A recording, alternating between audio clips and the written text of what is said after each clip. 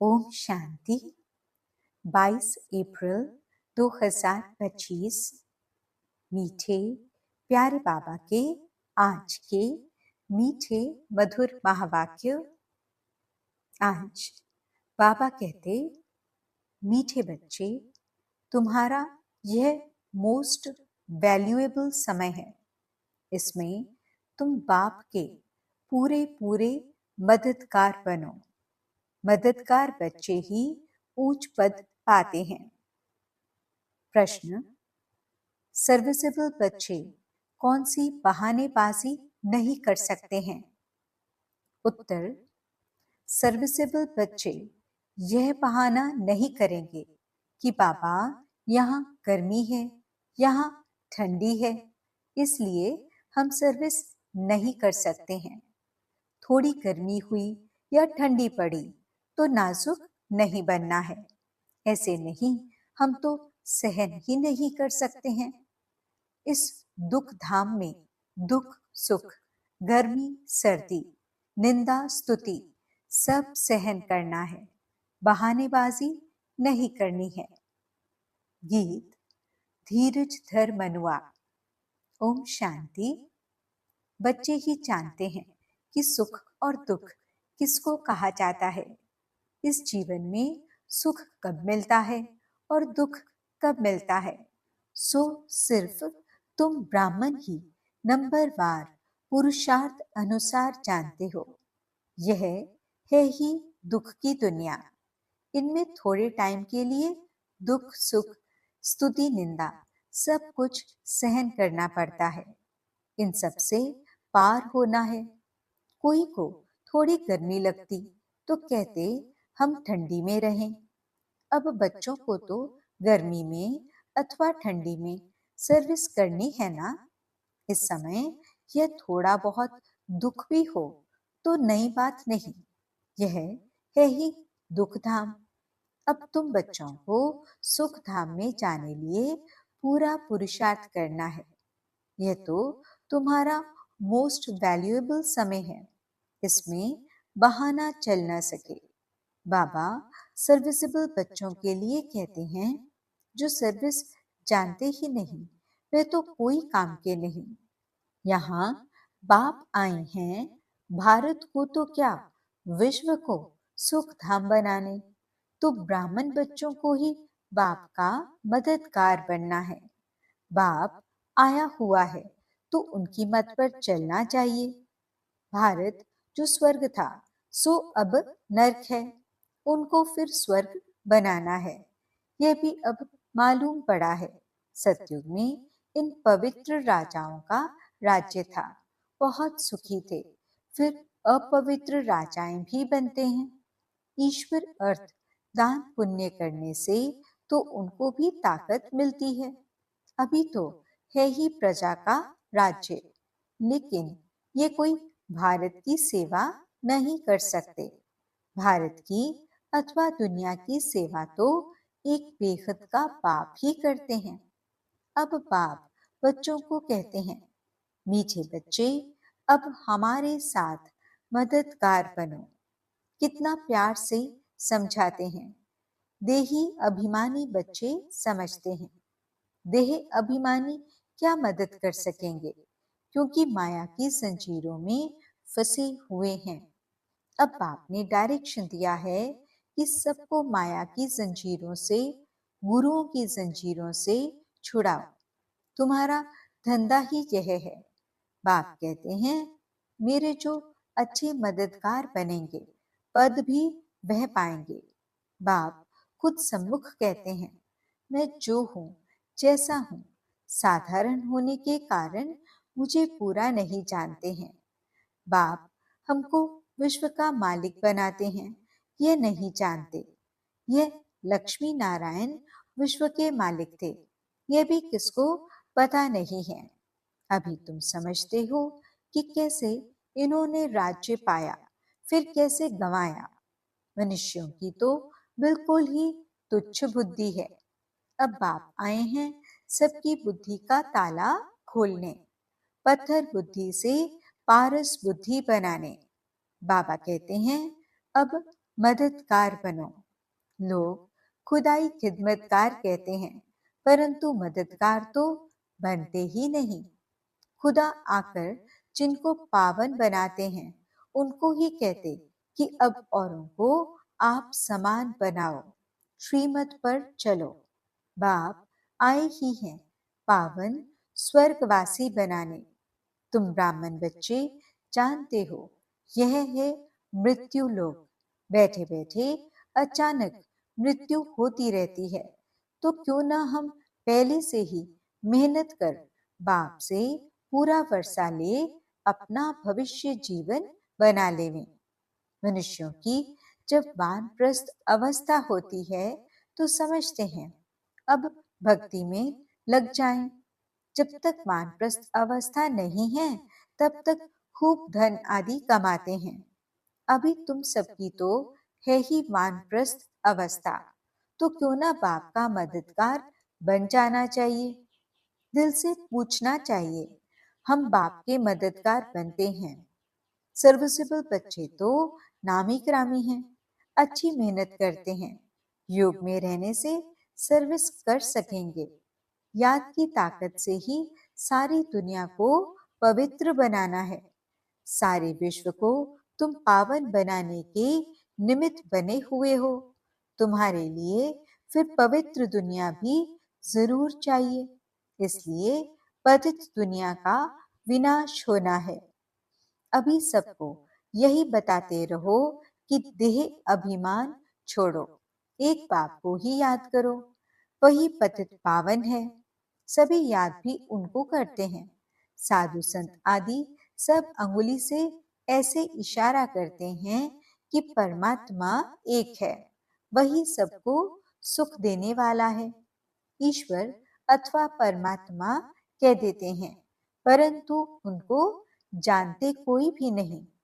कोई गणेश को, कोई हनुमान को, कोई अपने गुरु को याद करते रहते हैं। अब तुम जानते हो वे सब हैं भक्ति मार्ग के। भक्ति मार्ग भी आधा कल्प चलना है।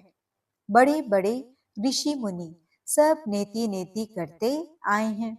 रचता और रचना को हम नहीं जानते। बाप कहते हैं वे त्रिकालदर्शी तो है नहीं। बीज रूप ज्ञान का सागर तो एक ही है। वे आते भी हैं भारत में। शिव जयंती भी मनाते हैं और गीता जयंती भी मनाते हैं, तो कृष्ण को याद करते हैं। शिव को तो जानते नहीं। शिव बाबा कहते हैं पतित पावन ज्ञान का सागर तो मैं हूं। कृष्ण के लिए तो कह न सकें गीता का भगवान कौन। यह बहुत अच्छा चित्र है। बाप यह चित्र आदि सब बनवाते हैं बच्चों के ही कल्याण लिए। शिव बाबा की महिमा तो कंप्लीट लिखनी है। सारा मदार इन पर है। ऊपर से जो भी आते हैं वह पवित्र ही है। पवित्र बनने बगैर कोई जा न सके। मुख्य बात है पवित्र बनने की। वह है ही पवित्र धाम, जहाँ सभी आत्माएं रहती हैं। यहाँ तुम पाठ बजाते बजाते पतित बने हो। जो सबसे जास्ती पावन वही फिर पतित बने हैं। देवी देवता धर्म का नाम निशान ही गुम हो गया है। देवता धर्म बदल हिंदू धर्म नाम रख दिया है। तुम ही स्वर्ग का राज्य लेते हो और फिर गंवाते हो। हार और जीत का खेल है। मायाते हारे हार है, मायाते जीते जीत है। मनुष्य तो रावण का इतना बड़ा चित्र कितना खर्चा कर बनाते हैं, फिर एक ही दिन में खलास कर देते हैं। दुश्मन है ना, लेकिन यह तो गुड़ियों का खेल हो गया। शिव बाबा का भी चित्र बनाए पूजा कर फिर तोड़ डालते हैं। देवियों के चित्र भी ऐसे बनाए फिर जाकर डुबोते हैं। कुछ भी समझते नहीं। अब तुम बच्चे बेखुद की हिस्ट्री ज्योग्राफी को जानते हो कि यह दुनिया का चक्र कैसे फिरता है। सतयुग त्रेता का किसको भी पता नहीं। देवताओं के चित्र भी ग्लानि के बना दिए हैं। बाप समझाते हैं मीठे बच्चे, विश्व का मालिक बनने के लिए बाप ने तुम्हें जो परहेज बताई है वह परहेज करो। याद में रहकर भोजन बनाओ, योग में रहकर खाओ। बाप खुद कहते हैं, मुझे याद करो तो तुम विश्व के मालिक फिर से बन जाएंगे। बाप भी फिर से आया हुआ है। अब विश्व का मालिक पूरा बनना है। Follow father mother. सिर्फ फादर तो हो नहीं सकता। सन्यासी लोग कहते हैं हम सब फादर हैं। आत्मा सो परमात्मा है, वे तो रॉन्ग हो जाता है। यहाँ मदर फादर दोनों पुरुषार्थ करते हैं। फॉलो मदर फादर, ये अक्षर भी यहाँ के हैं। अभी तुम जानते हो जो विश्व के मालिक थे, पवित्र थे, अब वह अपवित्र हैं, फिर से पवित्र बन रहे हैं। हम भी उनकी श्रीमत पर चल यह पद प्राप्त करते हैं।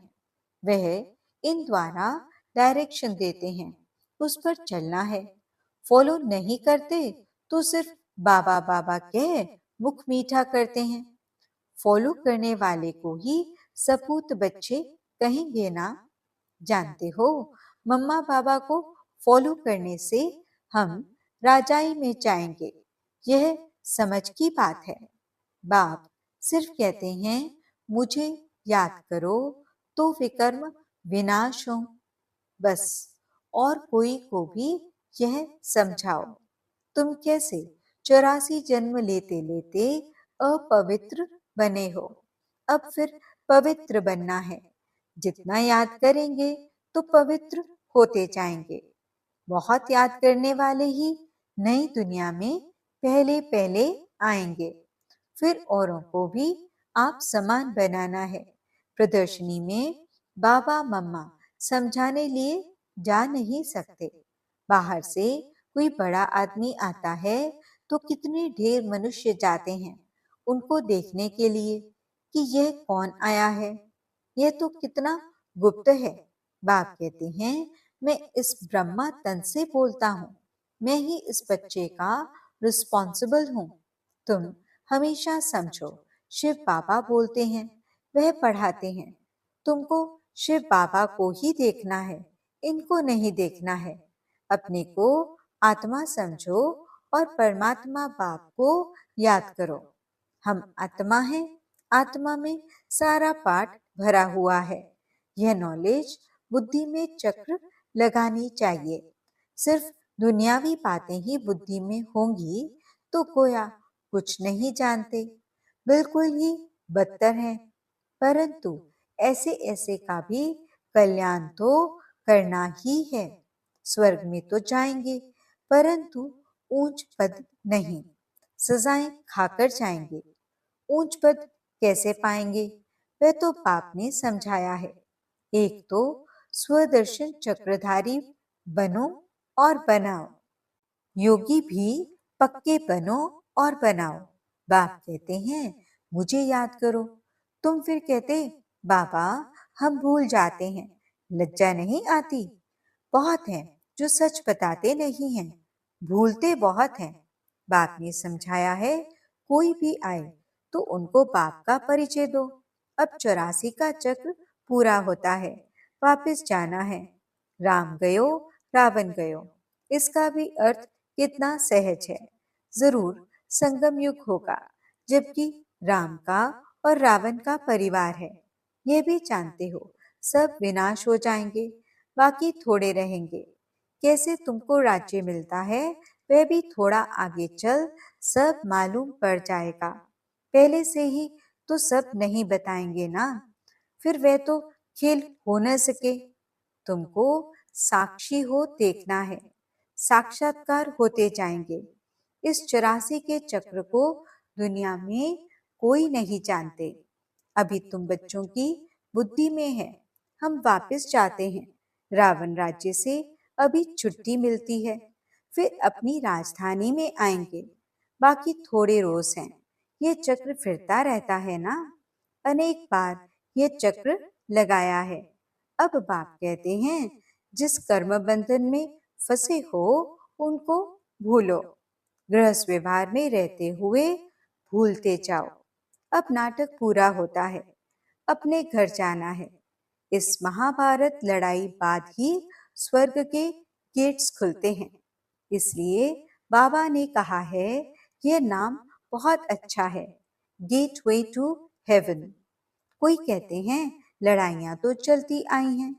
बोलो, मूसलों की लड़ाई कब लगी है? यह मूसलों की अंतिम लड़ाई है। 5000 वर्ष पहले भी जब लड़ाई लगी थी तो यह यज्ञ भी रचा था। इस पुरानी दुनिया का अब विनाश होना है। नई राजधानी की स्थापना हो रही है। तुम यह रूहानी पढ़ाई पढ़ते हो राजाई लेने के लिए। तुम्हारा धंधा है रूहानी। जिस्मानी विद्या तो काम आनी नहीं है। शास्त्र भी काम नहीं आएंगे, तो क्यों न इस धंधे में लग जाना चाहिए। बाप तो विश्व का मालिक बनाते हैं।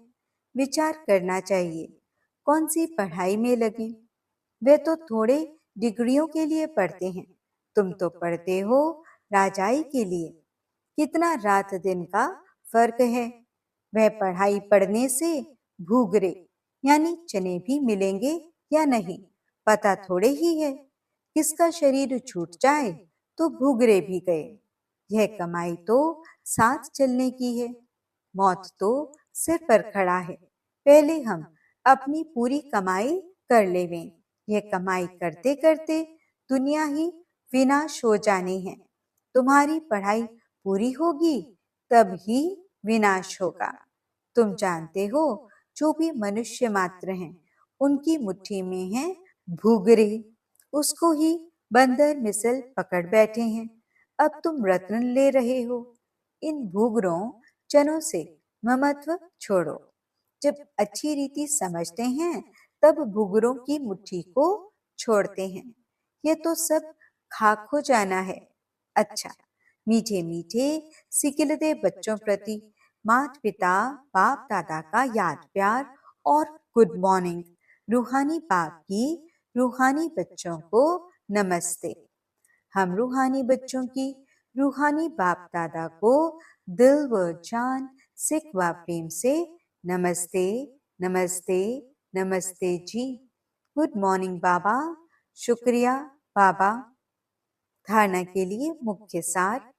पहला पॉइंट, रूहानी पढ़ाई पढ़नी और पढ़ानी है। अविनाशी ज्ञान रत्नों से अपनी मुट्ठी भरनी है। जनों के पीछे समय नहीं गंवाना है। दूसरा पॉइंट, अब नाटक पूरा होता है, इसलिए स्वयं को कर्म बंधनों से मुक्त करना है। स्वदर्शन चक्रधारी बनना और बनाना है। मदर फादर को फॉलो कर राजाई पद का अधिकारी बनना है। वरदान, संकल्प को भी चेक कर व्यर्थ के खाते को समाप्त करने वाले श्रेष्ठ सेवाधारी भव। श्रेष्ठ सेवाधारी वह है जिसका हर संकल्प पावरफुल हो। एक भी संकल्प कहाँ भी व्यर्थ न जाए, क्योंकि सेवाधारी अर्थात विश्व की स्टेज पर एक्ट करने वाले सारी विश्व आपको कॉपी करती है। यदि आपने एक संकल्प व्यर्थ किया तो सिर्फ अपने प्रति नहीं किया, लेकिन अनेकों के निमित्त बन गए। इसलिए अब व्यर्थ के खाते को समाप्त कर श्रेष्ठ सेवाधारी बनो। स्लोगन, सेवा के वायुमंडल के साथ बेहद के वैराग्य वृत्ति का वायुमंडल बनाओ। आज के अव्यक्त इशारे। कंबाइंड रूप की स्मृति से सदा विजयी बनो। संगम युग है ही कंबाइंड रहने का युग। बाप से अकेले हो नहीं सकते, सदा के साथी हो। सदा बाप के साथ रहना अर्थात सदा संतुष्ट रहना। बाप और आप सदा कंबाइंड हो तो कंबाइंड की शक्ति बहुत बड़ी है। एक कार्य के बजाय 1000 कार्य कर सकते हो, क्योंकि 1000 भुजाओं वाला बाप आपके साथ है। ओम शांति।